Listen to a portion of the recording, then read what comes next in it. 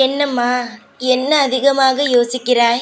ஒவ்வொரு பொழுதும் ஏதாவது ஒரு விஷயத்தைப் பற்றி யோசித்து யோசித்து கொண்டே இருந்தால் அடுத்தடுத்து வேலைகளை எப்பொழுது பார்ப்பாய்?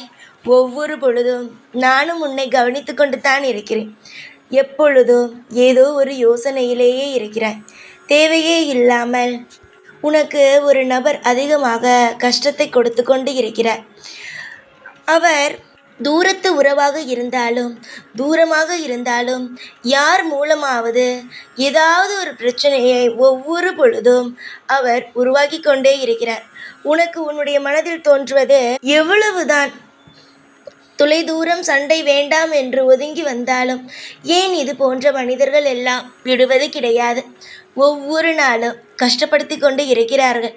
நாமும் வாழ்க்கையில் இப்பொழுது மாறும் அப்பொழுது மாறும் என்று ஒவ்வொரு நாளையும் ஓட்டிக்கொண்டு இருக்கிறோம். ஆனால் எதற்காக இந்த மனிதர்கள் மட்டும் ஒரு விஷயத்தை இவ்வளவு தூரம் கொண்டு வருகிறார்கள்? வேண்டாம் என்று தூரமாக வந்தாலும் மனதை கஷ்டப்படுத்துவதற்காக அதிகமாகவே தொந்தரவு கொடுக்கிறார்களே, இது எந்த விதத்தில் நியாயம்? இது எந்த விதத்தில் நியாயம் என்று கேட்கிறாய். இதெல்லாம் மட்டும் பாவம் கிடையாதா? நான் செய்தது மட்டும்தான் இந்த உலகத்தில் பாவம் என்ற ஒரு கணக்கில் வந்து எனக்கு அதற்காக தண்டனையை கொடுக்கிறீர்கள். ஆனால் மற்றவர்கள் செய்யும் எந்த ஒரு விஷயத்தையுமே பாவம் என்ற ஒரு கணக்கில் வைக்க மாட்டீர்களா சாயி என்று கேட்கிறாய். பாவம் என்பதை விட அவரவர்களுக்கு நிச்சயமாக தண்டனை உண்டு. கர்ம வினையை அவர்கள் சேர்த்து கொள்கிறார்கள். கர்ம வினையை முடிக்க பார்க்கவில்லை, கர்ம வினையை இன்னும் இன்னும் அதிகரித்து கொள்கிறார்கள்.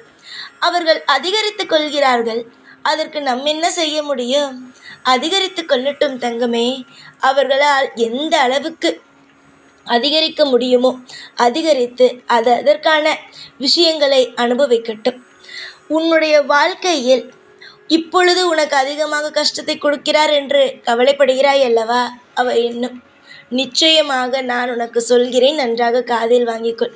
உன்னுடைய வாழ்க்கையில் உன்னுடைய அனைத்து விஷயத்திலேயும் தலையை நீட்டி உன்னுடைய குடும்பத்தில் ஒவ்வொரு நாளும் சண்டையை மூட்டிக்கொண்டு தூரமாக இருந்தாலும் எப்படியாவது சண்டையை மூட்டிக்கொண்டே இருக்கிறார் என்று நினைத்து கொண்டு இருக்கிறாய் அல்லவா?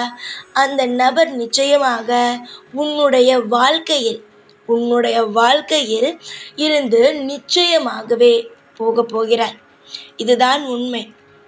நீயுமே நிறைய முறை நினைத்திருக்கிறாய், என்ன இது வாழ்க்கை, என்ன விஷயங்கள் இப்படி இருக்கிறது, ஏன் இந்த நபருக்கு எந்த ஒரு விஷயமும் நடக்காதா?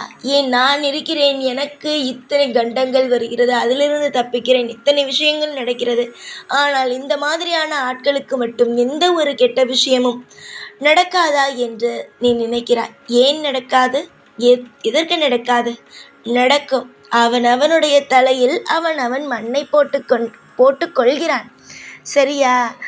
அவனுடைய வாழ்க்கையில் அவன் நல்லபடியாக இருக்கிறான். திடீரென்று மண்ணை போட்டு கொண்டால் என்ன செய்ய முடியும்? இப்பொழுது அங்கு சித்திரவதையான வேதனையை அனுபவித்து கொண்டு இருக்கிறான். ஒருவரை கஷ்டப்படுத்தும் பொழுது ஒரே ஒரு விஷயத்தை மட்டும் நன்றாக தெரிந்து கொள்ள வேண்டும். யாரையும் எப்பொழுதும் தொந்தரவு செய்யக்கூடாது. அப்படி செய்தால் அவர்களுடைய கண்ணீரானது அவர்கள் நிச்சயமாகவே சும்மா விடாது என்பதை தெரிந்து கொள்ள வேண்டும். எல்லோரும் இங்கு சாதாரணமாக நினைக்கிறார்கள், பாவம் செய்யலாம், கஷ்டத்தை கொடுக்கலாம் என்று. ஆனால் மனமுடைந்து ஒருவன் அழுகிறான் என்றால் அதற்கான வீரியம் அதிகமாகவே இருக்கும். புரிகிறதா? நம்பிக்கை வையுங்கள். துரோகம் ஒருவன் செய்கிறான் என்றால் அவனுக்கு நிச்சயம் தண்டனை உண்டு. அவனுக்கு நீங்கள் எல்லாம் நீங்கள் எல்லோருமே நினைப்பதை விட மிகப்பெரிய விஷயங்கள் எல்லாம் நடக்கும். ஒன்று உடலால் அவனுக்கு பாதிப்பு வரும், இல்லை வேறொரு விஷயத்தினால் பாதிப்பு வரும். சாய் இருக்கிறேன். யார் யாருக்கு என்னென்ன தண்டனை கொடுக்க வேண்டும் என்பது எனக்கு தெரியும். நீ எந்த விஷயத்தையும் நினைத்து குழப்பிக்கொள்ள வேண்டாம். உன்னுடைய வாழ்வில் ஒவ்வொரு நாளும் நான் இருப்பேன். நீதான் தேவையில்லாமல் குழம்புகிறாய். ஆனால் நான் தெளிவான முடிவோடு தான் இருக்கிறேன். என்று இந்தந்த விஷயம் செய்ய வேண்டும், நாளை அந்தந்த விஷயம் செய்ய வேண்டும் என்று ஒவ்வொரு பொழுதும் ஒவ்வொரு விஷயங்களையும் ஒவ்வொரு துளி துளியாக முடிவெடுத்து கொண்டு யோசித்து கொண்டு செய்து கொண்டுதான் இருக்கிறேன். நாளுக்கு நாள் இன்பங்கள் வரும், துன்பங்கள் ஆனது போகும். வெறுப்புகளை எப்பொழுதும் காட்டாதே. எல்லா நிமிஷத்திலேயும் உனக்கு ஒரு பொறுப்பான அப்பாவாக இருந்து உனக்கு என்னென்னலாம் செய்ய வேண்டுமோ அனைத்து கடமைகளையும் அனைத்து விஷயங்களையும் நிச்சயமாகவே நான் செய்து கொடுப்பேன். எதிர்பார்த்த விஷயங்கள் நடக்காத பொழுது சில மனக்குழப்பங்கள் வரத்தான் செய்கிறது. அதற்காக ஏதேதோ போட்டு குழப்பிக்கொள்ளக்கூடாது. உன்னுடைய எதிர்பார்ப்புகள் உன்னுடைய ஒவ்வொரு நிமிஷமும் இது நடக்கும் அது நடக்கும் என்று எப்பொழுதும் போட்டு குழப்பிக்கொண்டே இருந்தால் எந்த ஒரு நல்ல காரியமும் நடக்காது. எல்லா காரியத்திலேயும் தெளிவாக இருங்கள். எல்லா விஷயத்திலேயும் தெளிவாக இருங்கள். தெளிவாக நீங்கள் செய்யும் விஷயங்கள் நல்லது நடக்கும். அதுவே இதெல்லாம் தாண்டி ஒருவன் உன்னுடைய வாழ்க்கையை கெடுப்பதற்காகவோ உன்னுடைய வாழ்க்கையை சித்திரவதை செய்கிறான் என்றோ அவனுடைய வாழ்க்கையை முடிக்க எனக்கு தெரியும். உன்னுடைய தேடல்கள் என்ன, நீ என்ன விரும்புகிறாய், நீ என்ன ஆசைப்படுகிறாய் என்பது அனைத்தும் எனக்கு தெரியும். அதனால் இந்த விஷயம் நடக்குமோ அந்த விஷயம் நடக்குமோ என்று போட்டு குழப்பிக்கொள்ள வேண்டாம். எல்லா விஷயமுமே உனக்கு சாதகமாக நடக்கும் என்பதை மட்டும் நம்பு.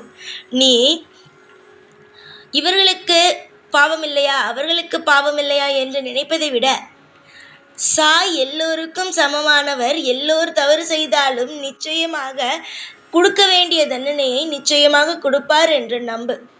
யார் யாருக்கு எப்படிப்பட்ட தண்டனையை கொடுத்து அவர்களுக்கு புரிய வைக்க வேண்டும், எந்தெந்த விதத்தில் அவர்களுக்கு கஷ்டத்தை கொடுக்க வேண்டும் என்பதை எனக்கு தெரியும்.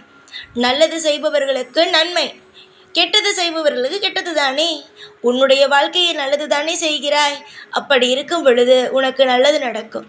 உனக்கு துரோகம் செய்தவன் இன்று நன்றாக இருக்கலாம், ஆனால் கூடிய சீக்கிரமாக செய்திகள் வரும் பொழுதுதான் தெரியும் அன்று கேட்ட செய்தி இதுதான் என்று. நம்பிக்கை வையுங்கள். இந்த சாயின் மீது நம்பிக்கை வையுங்கள்.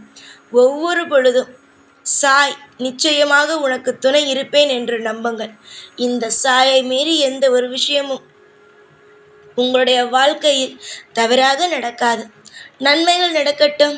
எல்லாமே உனக்கு பிடித்ததாகவே இருக்கட்டும். எதிர்பார்த்த ஒவ்வொரு விஷயங்களும் உனக்கு கிடைக்கட்டும் என்று இந்த நேரத்தில் ஆசீர்வாதம் செய்கிறேன்.